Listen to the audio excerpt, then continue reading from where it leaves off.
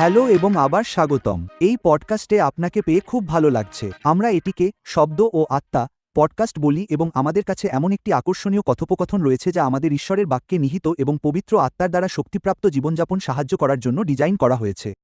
তাই স্বাগতম। আপনাকে পেয়ে খুব ভালো লাগছে এবং আমরা একটি খুব আকর্ষণীয় বিষয়, শেষ সময়, নিয়ে একটি সিরিজ করছি। এবং আমাদের সাথে আমাদের পুরো বিষয়টি খোলাসা করতে সাহায্য করার জন্য যাজক আশিস আছেন। এবং আমরা পরমানন্দ এবং 7 বছরের ক্লেশ সম্পর্কে কিছু খুব আকর্ষণীয় কথোপকথন করছি। তাই আজ আমরা আপনাকে দেখে শুরু করব বাইবেলে যে ব্যক্তির কথা বলা হয়েছে খ্রিস্টবিরোধীর পুত্র। তাই যদি আপনি খ্রিস্টবিরোধী সম্পর্কে কিছু শেয়ার করতে পারেন এবং পশুর সংখ্যা সম্পর্কেও শেয়ার করতে পারেন। আমার মনে হয় শাস্ত্রে এই খুব খারাপ ধরনের ব্যক্তির প্রথম প্রকাশ হল, আপনি জানেন, দানিয়েলের বই থেকে শুরু করে দানিয়েলের 7 অধ্যায়। যখন ঈশ্বর দানিয়েলের সাথে আসন্ন রাজ্য সম্পর্কে কথা বলছেন। আর এটা খুবই মজার, কারণ ড্যানিয়েল ব্যাবিলনীয় রাজ্যের সময় ঈশ্বর তাকে আগে থেকেই দেখাচ্ছেন পারস্য, গ্রিকরা আসবে। তাই না? আর ঈশ্বর যখন এই সব দেখাচ্ছেন, তখন তিনি একটি ছোট শিং উঠার কথা উল্লেখ করতে শুরু করেন, জানেন, আর বাইবেলে একটি নেতা উঠার কথা বলা হয়েছে, একটি ছোট শিং। ড্যানিয়েল 7 তিনি বলেন, জানেন, তিনি ঈশ্বরের বিরুদ্ধে নিন্দামূলক কথা বলতে শুরু করেন। আর ড্যানিয়েল 7 তিনি তাকে সাধুদের সাথে যুদ্ধ করার জন্য বলে উল্লেখ করেন। তাই না? তাই মনে হচ্ছে ঠিক আছে, এই ছোট্ট শিংটি এই অদ্ভুত ব্যক্তি যিনি ঈশ্বরের বিরুদ্ধে কথা বলার সাহস করেন এবং আক্ষরিক অর্থেই সাধুদের আক্রমণ করেন। তারপর 8 অধ্যায় ড্যানিয়েল 80 এই ছোট্ট শিংটি যে উদিত হয় সে সম্পর্কে আরও কিছু কথা বলেন। তিনি ড্যানিয়েল 8 এবং 7 এবং 8 কিছু বিবরণ দেন যে তিনি কোথা থেকে আসবেন এবং তারপর কথা বলা শুরু করেন। আপনি জানেন যে তিনি প্রতিদিনের বলিদান বন্ধ করতে চলেছেন এবং তিনি সময়, ঋতু এবং আইন পরিবর্তন করতে চলেছেন। তাহলে দানিয়েল 7 তিনি আসলে উল্লেখ করেছেন যে তিনি যাচ্ছেন, তিনি আপনার সাথে খেলবেন, জানেন যে কিভাবে জিনিসগুলি করা হচ্ছে এবং আপনি জানেন যে মূলত এক ধরনের স্বৈরশাসক হবেন, আপনি জানেন যে সময় এবং আইন নিজের হাতে নিচ্ছেন। তাই আমরা এই ছবিটি আমাদের জন্য প্রকাশ পেতে শুরু করেছি। তারপর আবার দানিয়েল 9 তিনি আমাদের আরও কিছুটা অন্তর্দৃষ্টি দেন। তিনি বলেন, আপনি জানেন যে দানিয়েল সকাল 9:27 তিনি বলেন, তিনি অনেক জাতির সাথে শান্তির একটি চুক্তি স্থাপন করবেন, অনেকের সাথে 1 সপ্তাহের জন্য, এবং তা হল 7 বছর। তাই তিনি কিছু করতে যাচ্ছেন। তিনি 7 বছরের সময়কাল ঘিরে আসছেন যা আমরা জানি যে 7 বছরের ক্লেশ। তাই তিনি এখন আমাদের একটি সময়সীমাও দিচ্ছেন যখন এই খ্রিস্টবিরোধী আসবে এবং সে এক ধরনের শান্তির চুক্তি আনবে। কিন্তু তিনি বলছেন যে এর মাঝখানে তিনি লঙ্ঘন করবেন, তিনি তা ভঙ্গ করবেন এবং তিনি ঈশ্বরের মন্দিরে নিজেকে স্থাপন করবেন এবং এবং ধ্বংসের কাজ করবেন। আর সেই কারণেই নতুন নিয়মে তাকে ধ্বংসের ঘৃণ্য বস্তু হিসেবে উল্লেখ করা হয়েছে। এর অর্থ ঘৃণ্য কারণ সে নিজেকে ঈশ্বর বলে দাবি করে এবং মন্দিরে দাঁড়িয়ে আছে। ধ্বংস কারণ সে ধ্বংসযজ্ঞ চালাবে, সে সবকিছু ধ্বংস করবে, খুবই ধ্বংসাত্মক, তুমি জানো। তাই দানিয়েল 9 এবং দানিয়েল 11 আরও কিছু বিশদ বিবরণ দেওয়া হয়েছে, প্রতিশ্রুত দেশের বিরুদ্ধে গিয়ে এই খ্রিস্টবিরোধী কি করবে ইত্যাদি সম্পর্কে। তাই না? তাই যখন আমরা নতুন নিয়মে আসি, তখন আরও অনেক বিশদ বিবরণ দেওয়া হয়েছে। আর আমার মনে হয় সম্ভবত আমরা উল্লেখ করতে পারি, আপনি জানেন, প্রকাশিত বাক্য 13, যেখানে প্রভু যোহনকে প্রকাশ করছেন, প্রকাশিত বাক্য 13 কি ঘটতে চলেছে, তিনি আবার এই বিষয়ে কথা বলতে শুরু করেন, এখন খ্রিস্টবিরোধী, এবং এটি দানিয়েল যা বলেছিলেন, যিশু যা বলেছিলেন, পৌল যা বলেছিলেন তার সাথে এতটাই সম্পর্কিত। পাপের এই পুত্র সম্পর্কে এবং প্রকাশিত বাক্য 13 আমাদের আরও অনেক বিশদ বিবরণ রয়েছে। আর সেই অধ্যায়, প্রকাশিত বাক্য 13 আমরা তাকে অন্য একজন ব্যক্তির দ্বারা সাহায্য করতে দেখি যাকে ভণ্ড নবী বলা হয়। আর এই উভয় ব্যক্তি আসলে ড্রাগনের দ্বারা ক্ষমতাপ্রাপ্ত। তাই আমরা এখানে একটি অপবিত্র তৃত্বের মতো কাজ করতে দেখি। ড্রাগন, যা হল শয়তান, খ্রিস্টবিরোধী এবং ভণ্ড নবী। প্রকাশিত বাক্য 13 আমরা 3টি বড় এজেন্ডা খেলতে দেখি। একটি হল রাজনৈতিক প্রভাব, রাজনৈতিক নেতা হিসেবে বিশ্বব্যাপী প্রভাব। দ্বিতীয়ত, আমরা তাকে আর্থিক ব্যবস্থার নিয়ন্ত্রণ নিতে দেখি। আপনি জানেন যাকে আমরা এখন উল্লেখ করি বা বাইবেল পশুর চিহ্ন হিসাবে উল্লেখ করে তা প্রবর্তন করছে। এটি তার নামের চিহ্ন এবং এটি বলে যে এটি 666 এবং তারপর লোকেরা এই চিহ্ন না থাকলে, এই ব্যক্তির চিহ্ন না থাকলে কিনতে বা বিক্রি করতে পারে না। আপনি জানেন, তাই সে অর্থনৈতিক ব্যবস্থার নিয়ন্ত্রণ নিচ্ছে এবং তৃতীয়ত, এই ভণ্ড নবীর সাহায্যে তারা এমন একটি বিশ্বব্যাপী ব্যবস্থা নিয়ে আসে যাকে আমরা একটি ধর্মীয় ব্যবস্থা হিসেবে উল্লেখ করতে পারি যেখানে মানুষকে খ্রিস্টবিরোধীর মূর্তির পূজা করতে বাধ্য করা হয়। তাহলে 3টি বিষয়, রাজনৈতিক প্রভাব, অর্থনৈতিক প্রভাব, ধর্মীয় প্রভাব হল সে কিভাবে নিজেকে এবং তার নিয়ন্ত্রণকে বিশ্বব্যাপী ছড়িয়ে দেয় এবং বাইবেল আমাদের জন্য এগুলোর বিস্তারিত বর্ণনা করে। ঠিক আছে। তাহলে আমরা একজন মানুষ এবং যারা শান্তির মানুষ হিসেবে নিজেদের প্রকাশ করে কিন্তু আসলে অনেক ধ্বংস এবং এত প্রভাব আনছে যে অন্ধকারের স্তম্ভ দ্বারা শত্রু দ্বারা প্রচণ্ডভাবে প্রভাবিত। বাহ! আর হ্যাঁ, এটা আসলে কল্পনার বাইরেও যে এটি আসলে কিভাবে ঘটবে এবং কিভাবে এটি ঘটবে। কিন্তু বাইবেল নিশ্চিত এবং এটি ঘোষণা করছে যে এটি ঘটবে। কিন্তু আমি মনে করি আপনি জানেন যখন আমরা এই বিষয়ে চিন্তা করি, আপনি জানেন যে আমার মনে হয় আমাদের আসলে কি হতবাক করা উচিত তা হল আমরা এমন সময় বাস করছি যখন এই ধরনের ঘটনা আসলে ঘটতে পারে। তুমি জানো যে আমাদের বৈশ্বিক অর্থনৈতিক ব্যবস্থা কোথায় এতটা সংযুক্ত, আমরা ডিজিটালভাবে কোথায় লেনদেন করি এবং তুমি জানো যে জিনিসগুলি সংযুক্ত এবং সেই সাথে পশুর এই চিহ্নটিও জানো যে আমাদের ডান হাতে বা কপালে থাকতে পারে। বাইবেল উল্লেখ করে যে তুমি এমন সময় বাস করছো যখন এই ধরনের জিনিসগুলি আসলেই পূর্ণ হতে পারে, যা সত্যিই আমাদের অবাক করে এবং এটি 2000 বছর আগে লেখা হয়েছিল। তুমি খুব সঠিকভাবে জানো। হ্যাঁ। তাই আমরা দ্বিতীয় আগমনের দিকে এগিয়ে যাই। বাইবেলে প্রভু যিশুর ফিরে আসার কথা বলা হয়েছে। তাহলে এটা কেমন হবে?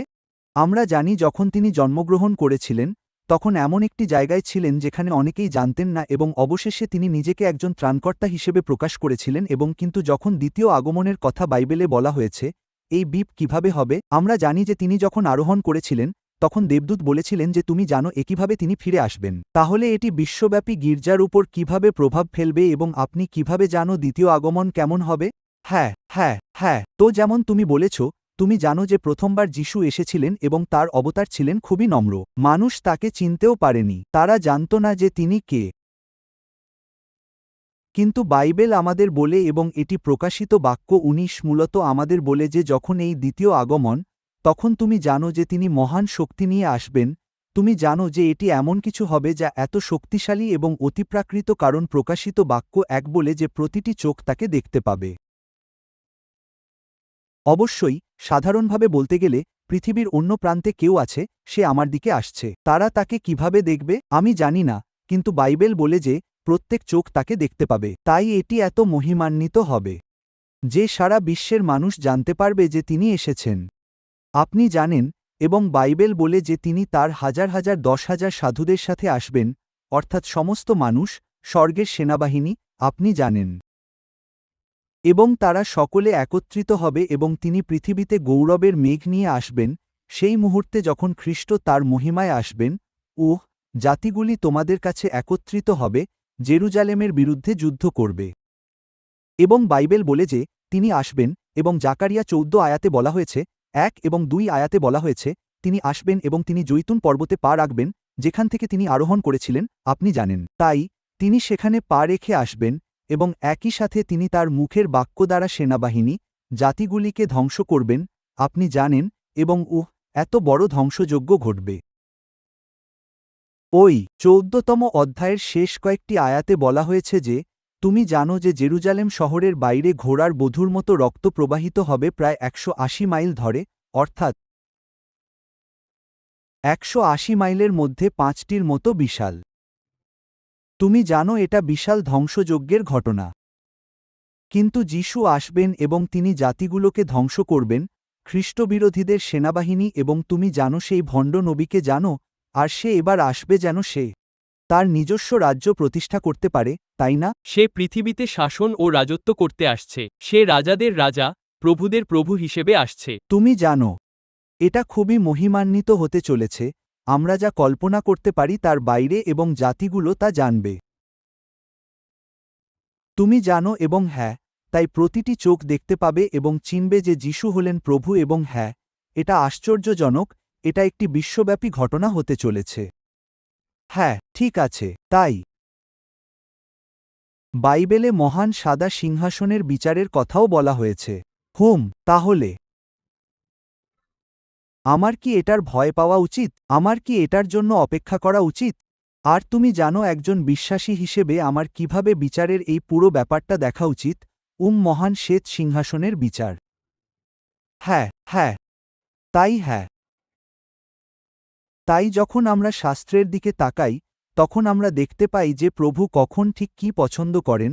আমরা যা বলছিলাম যখন প্রভু যিশু আসবেন এবং 7 বছরের ক্লেশের শেষে তিনি পৃথিবীতে তার রাজ্য প্রতিষ্ঠা করতে আসছেন, সেই সময় আমরা দেখতে পাই, আমরা মথি 25 পদে স্থান দিতে পারি যেখানে তিনি ভেড়া এবং ছাগলকে আলাদা করেন। তুমি জানো, সেখানেই যারা ক্লেশের মধ্য দিয়ে গেছে তারা এখনও জীবিত।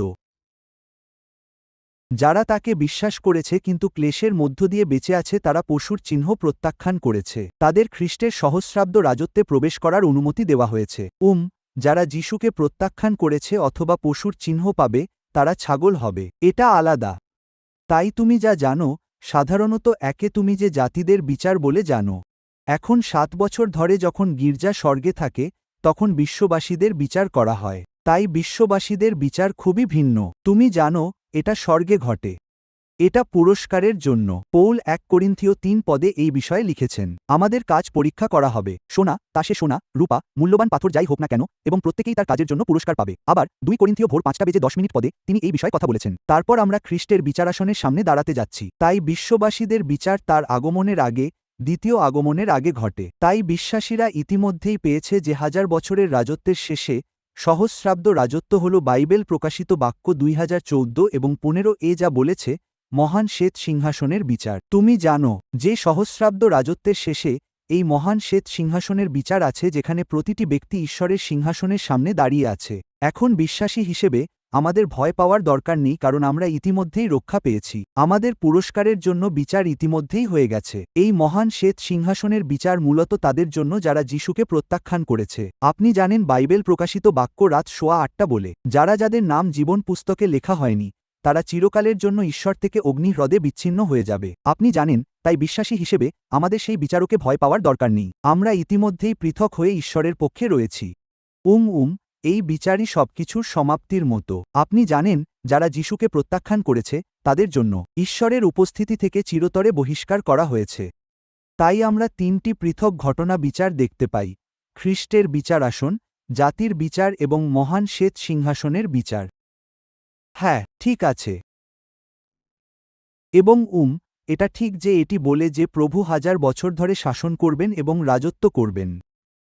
এবং আমরা এটিকে সহস্রাব্দ বলি। তাহলে বিশ্বাসীর জন্য এর অর্থ কি? আপনি জানেন বিশ্বাসীর জন্য বাইবেল এই বিষয়ে কি বলে? হ্যাঁ, তাই আমি মনে করি শাস্ত্র থেকে আমরা যা জানতে পারি তা হল, ঈশ্বরের হৃদয়ে সর্বদা ঈশ্বর ছিলেন, যারা তার সাথে রাজত্ব করবে এবং রাজত্ব করবে।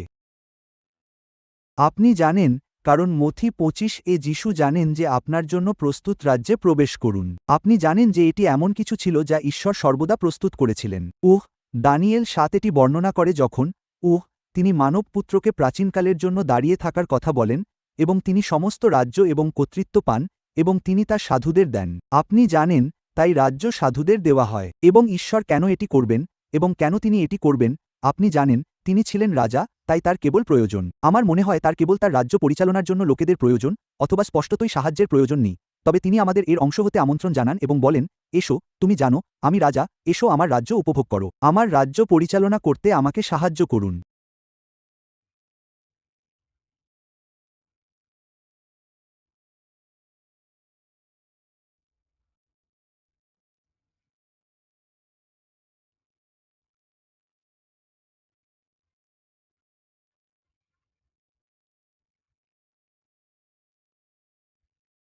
ওম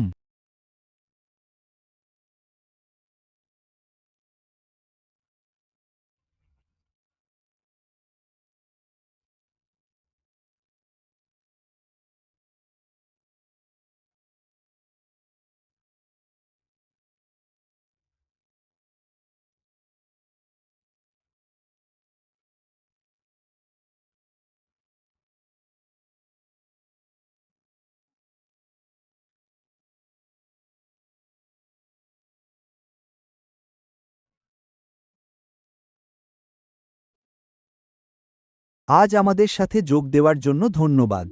আমি জানি অনেক শব্দ, ঘটনা ইত্যাদি ডাউনলোড হয়েছে, কিন্তু দয়া করে বইটি পড়ুন, আর এটি শেষ সময়ের একটি খুব বিস্তারিত এবং গভীর অধ্যয়ন। তাই আমরা খুবই আনন্দিত যে আপনি আজ আমাদের সাথে যোগ দিতে পেরেছেন। যদি আজকের অধ্যয়ন এবং কথোপকথন আপনার ভালো লাগে, তাহলে অনুগ্রহ করে মন্তব্য করুন এবং অবশ্যই লাইক করুন এবং তাদের সাথে শেয়ার করুন যাদের আপনি মনে করেন এতে সাহায্য করা হবে। আপনাকে অনেক ধন্যবাদ এবং আমাদের পরবর্তী পর্বে আবার আমাদের সাথে যোগ দিন। ঈশ্বর আপনার মঙ্গল করুন।